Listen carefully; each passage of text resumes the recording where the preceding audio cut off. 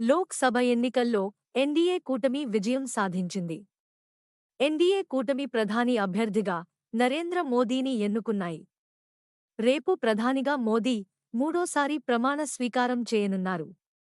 మోదీతో పాటు పలువురు కేంద్ర మంత్రులుగా ప్రమాణ స్వీకారం చేసే అవకాశం ఉందని ఢిల్లీ వర్గాలు చెబుతున్నాయి. అయితే ఎన్డీఏ కూటమిలో కీలకంగా మారిన టీడీపీ, జేడీయూలకు కేంద్ర కేబినెట్లో చోటు లభించడం ఖాయంగా కనిపిస్తుంది. టీడీపీకి 4, జేడీయూకు 2 కేబినెట్ మంత్రులు ఇస్తారని జోరుగా ప్రచారం జరిగింది. తాజాగా టీడీపీకి 2 కేంద్ర మంత్రి పదవులు కేటాయించినట్లు సమాచారం. టీడీపీ ఎంపీలు కింజరాపు రామ్మోహన్ నాయుడు, పెమ్మసాని చంద్రశేఖర్ పేర్లు కేంద్ర మంత్రుల పదవులకు ఖరారైనట్లు తెలుస్తోంది.